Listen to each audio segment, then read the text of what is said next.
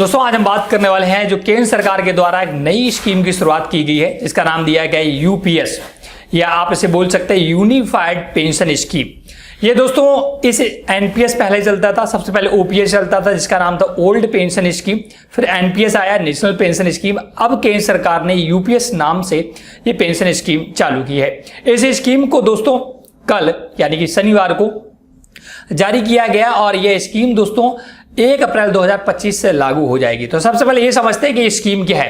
ये दोस्तों अभी तक क्या होता था, जब आपने सुना होगा, अगर आपके बुजुर्ग लोग जॉब करते होंगे केंद्र सरकार में तो उनको पेंशन मिलती थी, ग्रेजुएटी मिलती थी जब वो रिटायरमेंट हो जाते थे, बट ये अभी बंद कर दी गई थी। हालांकि एनपीएस स्कीम चल रही थी बट उसका बहुत विरोध चल रहा था पूरे देश भर में।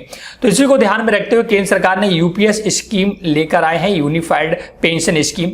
इस स्कीम का दोस्तों जो मेन मुद्दा है, अगर आप केंद्र सरकार की 25 साल तक नौकरी करते हैं, मिनिमम आपको 25 साल करना होगा, और जैसे जब भी आप रिटायर्ड होंगे तो उसका रिटायर्ड होने के 1 साल पहले का जो भी बेसिक सैलरी का 12 महीने का एवरेज होगा उसका 50% आपको पेंशन के रूप में सरकार देगी।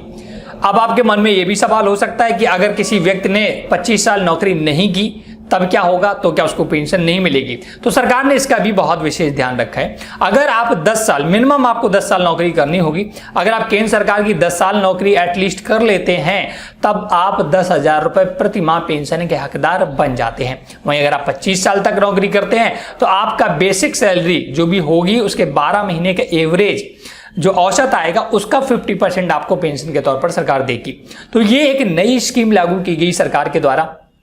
अब ओपीएस और अगर हम बात करें एनपीएस की बात करें या यूपीएस, जो तीनों स्कीम हो चुकी, जो पहले वाली थी फिर जो एनपीएस चालू हुई और यूपीएस, तो इनमें डिफरेंस क्या है वो कैसे पता करेंगे? तो उसके लिए मैंने एक डिटेल आर्टिकल लिखा है, लिंक आपको डिस्क्रिप्शन में मिल जाएगा, वहां पर जाकर पढ़ भी सकते हैं। मैं आपको बता भी देता हूं कि यूपीएस और इनमें डिफरेंस क्या है। तो सबसे पहले सरकार ने दोस्तों क्या है, अभी एनपीएस की हम बात करते हैं। यूपीएस तो क्या होता था, सरकार आपका कुछ पैसा काटती थी, रिटायरमेंट होने के बाद जो भी पेंशन बनती तो पेंशन देती, तो ग्रेजुएटी देती थी, रिटायरमेंट के बाद किसी को 20 लाख किसी को 50 लाख रुपए मिला करता था।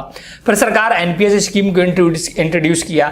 एनपीएस में क्या होता था, आपका 10% पैसा कटता था और शुरुआत में सरकार ने 10% अपना, जैसे अगर आपकी 10,000 सैलरी है तो इसका 10% 1,000 रुपए बनता है, तो 1,000 रुपए आपका और 1,000 रुपए केंद्र सरकार जमा करती थी एनपीएस अकाउंट में। ऐसे धीरे धीरे जब आप 60 साल के हो जाते थे तो उसका 40% आपको एज ए ग्रेजुएटी दे देती थी और 60% आपका पेंशन के तौर पर बांध देती थी। लेकिन सरकार ने 2019 में जब बहुत विरोध हुआ इस स्कीम का तो अपना जो कंट्रीब्यूशन था 10% उसको बढ़ाकर के 14% कर दिया।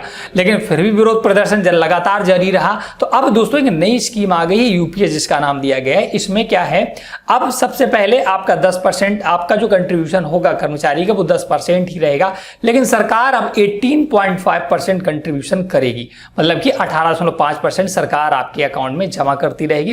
और उसके बाद जितना भी पैसा इकट्ठा होगा जब आप पेंशन 25 साल कर लेंगे अपनी नौकरी और उसके जो लास्ट ईयर होगा उसका 12 महीनों का जो बेसिक सैलरी का एवरेज बनेगा वो आपको पेंशन के तौर पर मिलेगा।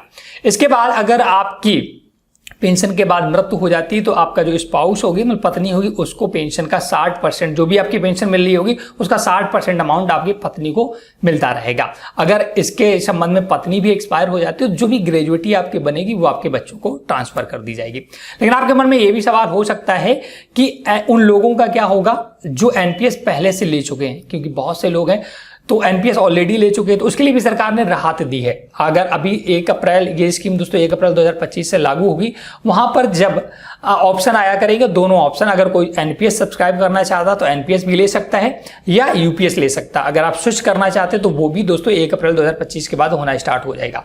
वहीं बात करें कि कुछ ऐसे बंदे हैं जो 2004 से लेकर 2025 के बीच में रिटायर्ड हो चुके हैं और वो एनपीएस सब्सक्राइब करके बैठे हैं, तो उनको कहीं ना कहीं लग रहा होगा कि मुझे सरकार ने ठग लिया है, तो उनके लिए भी सरकार ने ये प्रावधान रखा कि अगर अभी भी आप 1 अप्रैल 2025 के बाद यूपीएस सिस्टम ज्वाइन करना चाहते हैं तो ज्वाइन कर लीजिए, उसके अकॉर्डिंग आपका पैसा मिलेगा। अगर आपको अभी तक पैसा मान लो कम मिल रहा हो रहा होगा और आपका यूपीएस सिस्टम के अकॉर्डिंग पैसा ज्यादा बनेगा तो वो सरकार पूरा वहन करेगी विद ब्याज, आपको पैसा विद ब्याज सरकार ग्रेजुएटी देगी।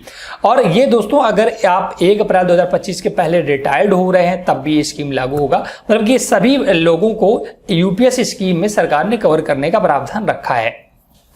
तो दोस्तों ये पूरा डिटेल था। अगर और भी आप डिटेल चाहते हैं तो आप हमारी वेबसाइट पर विजिट कर सकते हैं, लिंक आपको डिस्क्रिप्शन में मैंने दे दिया है। आपको बहुत ही भली भाष वहां पर मैंने समझाया है कि यूपीएस स्कीम क्या है, एनपीएस क्या है और ओपीएस क्या है, तीनों में डिफरेंस भी मैंने करके बताया है कि कैसे तीनों स्कीम एक दूसरे अलग है। हालांकि दोस्तों ये सरकार ने, अब आपके मन में ये भी सवाल हो सकता है कि अगर आप राज्य सरकार के कर्मचारी हैं तो क्या आपको इस स्कीम का लाभ मिलेगा? तो ये डिपेंड करता है दोस्तों आपकी राज्य सरकार पर। केंद्र सरकार ने बोला है अगर जो भी राज्य सरकार इस स्कीम को ग्रहण करना चाहती हैं तो वो एक्सेप्ट कर सकती हैं। ये डिपेंड करेगा टोटली आपके राज्य सरकार पर। और बहुत से ऐसे दोस्तों राज्य हैं जहां पर ओपीएस लागू कर दी गई थी, उसी को ध्यान में रखते हुए सरकार एक नई स्कीम लेकर आई है। तो मैं आशा करता हूं कि आपको ओपीएस, एनपीएस और यूपीएस स्कीम में डिफरेंट और ये क्या है सबको समझ में आ गया होगा। अगर नहीं आया है तो आप हमारी वेबसाइट पर विजिट करिएगा, लिंक डिस्क्रिप्शन में मिल जाएगा। Thanks for watching.